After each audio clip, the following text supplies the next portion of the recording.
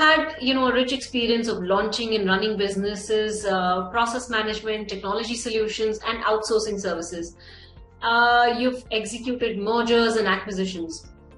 What out of all these experiences was or is the best for you? I mean, what's your favorite maybe, or what do you think is something that you enjoyed the most?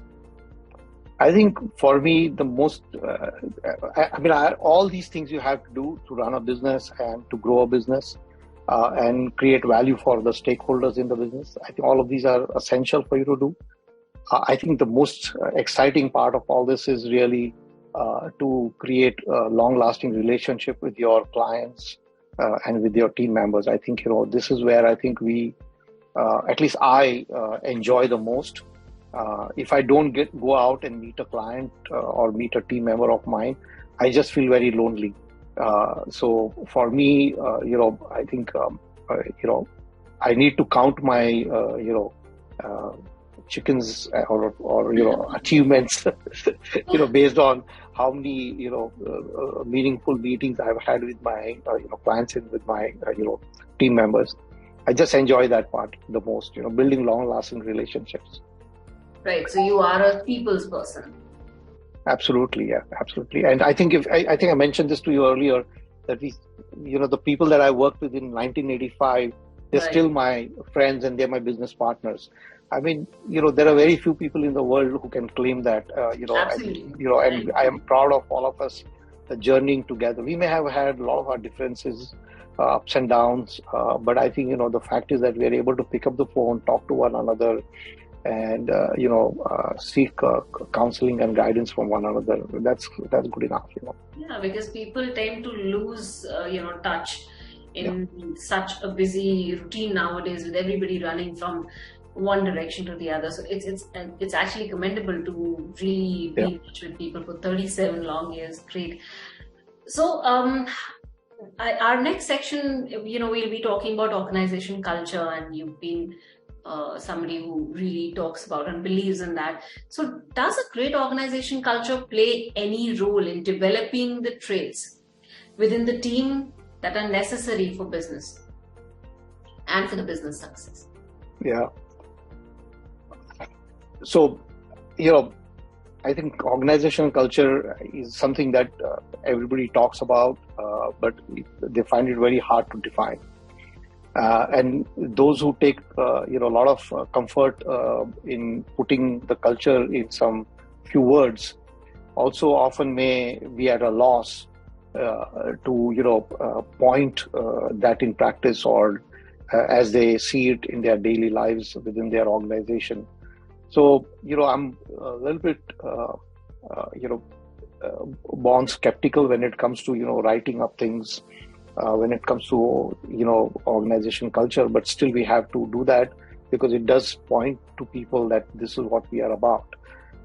So I first of all think that, yes, the culture is what defines, performance of our company, of any company, even your family, right? I mean, those are the value systems, those things all come together, right? I think at the end of the day, when we are bringing people together, we want them to get on board quickly. We want them to get aligned quickly because everybody comes with different backgrounds, a different context, and they are coming in for some common purpose. Yes, they are seeking job in an organization. They're looking for, managing their family and all that. But I think when they're here, they are also aspirationally, on a journey to achieve some professional milestones and personal milestones, and the platform, the organization has to give them that, ability or enable them, empower them to do that. And you have to put it in a context, and that context often is a cultural context, right?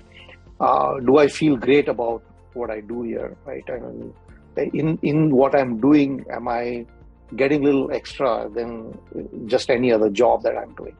And I think that's what the culture is all about, right? I always have said this to my team members that the culture has to make it easy for you to achieve what you can achieve, in an organization. Processes, systems, policies are all there, but it's that unseen, invisible layer. Process systems and policies fail The culture is still there to, empower you, enable you, and make it easy for you to achieve your aspirational, which is professional or personal goals. You have to feel a little bit better by being here, right? That's, I think, I don't know whether it helps you to define that.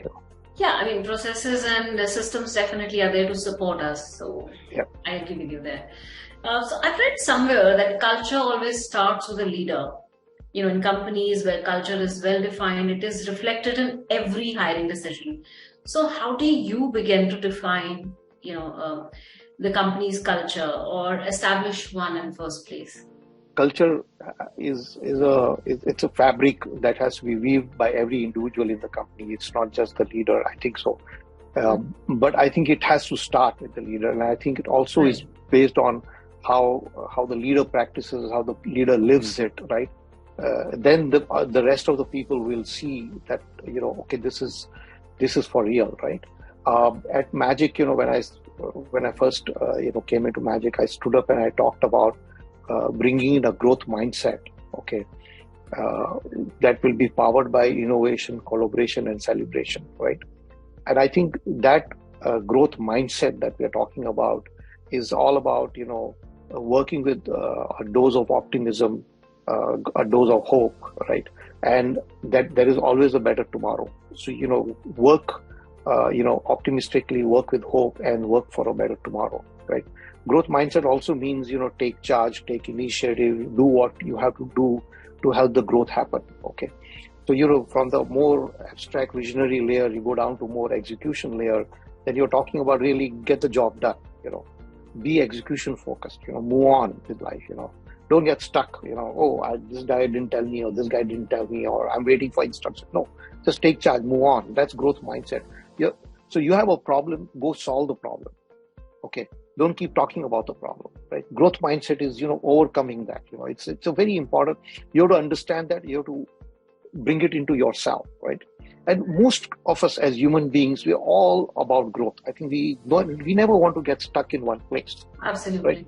So I think we want to bring that mindset into our organization, and we want to ensure that people are thinking in that positive direction. People are thinking of, if something is holding them back, then they should just break that shackles and move on, right? I always have said this to any new person who joins the company. They come to me for that, 1 hour induction in Magic, and I just tell them, don't ask for permission, ask for forgiveness, which means go do the damn thing first. Okay. And if somebody objects to why you did that, then say, oh, I'm sorry, I did that. I didn't know that you have to do it the other way around. But at least get the job done first, okay? You'll worst case break once or twice. It's okay. But I don't want you to get stuck. I don't want you to keep waiting for instructions. Just imagine a new person has joined with all the enthusiasm, right? And has like 20 new ideas, which is the reason why we hired that person in the first place. And the worst thing you could do is you could tell the person, no, we first understand all the policies before you do anything. First you understand all our rules, then you do something. That's the worst thing you can do. And I want that person to behave like that every day in his career or her career at Magic, as if this is the first day she's joined and she has to just go and break everything and go and do the damn thing, So I think my idea is growth mindset is important. But I think, we have to be innovative, and you have to be collaborative, right? You have to be able to connect with other people. You have to work with other people, and you have to think out of the box, because often when you are faced with challenges, right, and you're playing with this whole growth mindset, then, you're not going to be able to solve everything on your own. So you have to find team members who can help you grow. And once you achieved, take a pause and celebrate. Make it a little fun for yourself. Okay, don't be work all the time. It's okay. Right. Take a break. We have to find opportunities and occasions where people are just, saying, okay, that was work. Let's get out and have a drink. Let's go and have lunch, dinner, or whatever. I come from a background where, there's nobody in my organization who would not have been invited to my house for lunch or dinner. And this is throughout my 37 years of work, right? No matter where I was in my career, okay. But I would always have found opportunities to say, hey, why don't we get out and have lunch together at my house, or dinner, come over the weekend and we'll have something together. My house might be a very small apartment way back in time, or, I remember in a small chamdi accommodation in Jaipur, I used to bake dal chawal and serve it to my few office friends, right? But there was joy, in fact, so when people would come home, it's a different kind of relationship you're building with those people, right? And I think that's celebration, in my opinion, right?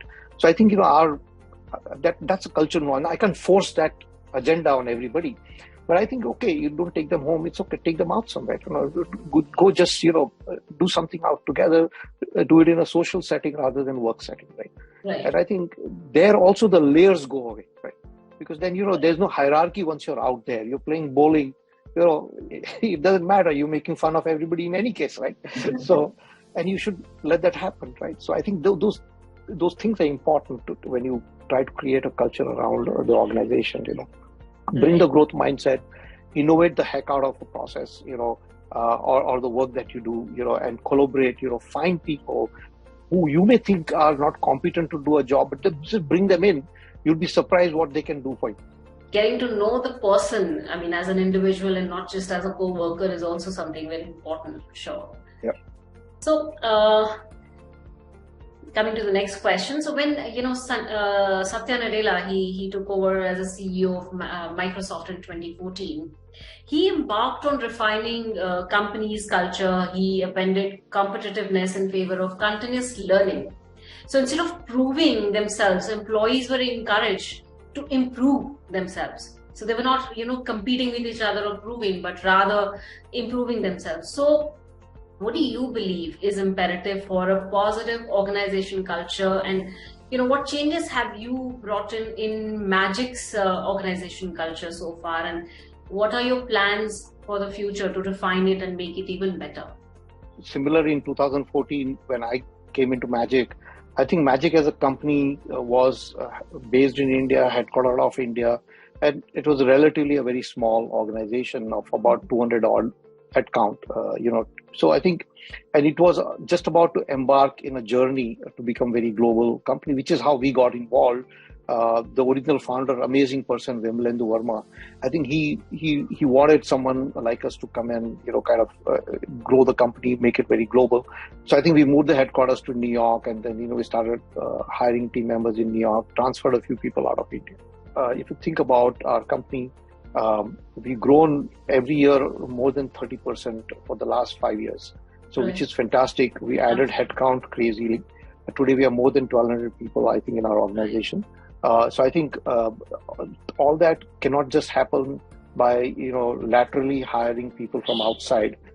So I'm very proud that many of the team members who are now holding leadership positions have been groomed from within our company to run the leadership roles, which is very good. But I do think we can still do a lot more than what we are doing. We are doing the regular stuff, which is hiring young undergrads from colleges, taking them through our training programs, then making them, bringing them into projects or into different roles like sales or marketing, and then giving them ability to go and handle client relationships or delivering projects. I think the true mark of our being world class will be our ability to grow a leadership team that is very institutional in nature, very scalable in nature. So I think we have still a lot more to do in that space. Right. So Acky, no company is perfect, and problems always arise, and which have to be addressed. And each problem requires a different approach. So how do you approach a problem, and do all problems reach to you and have to go through you, or is the team empowered to fix the problems? Yeah, I think I think we've done well on that front. I would say that over a period of years, I think we have been able to get our team members to start taking their own decisions. Also, the company's become big, so but naturally, I can't be involved in everything that is going on in the company. I think one of the things that happens is that as you build teams in different geographies, particularly US and then India, you are not able to then balance between different policies, because each geography requires a little bit of a localization in what you do for that market, right?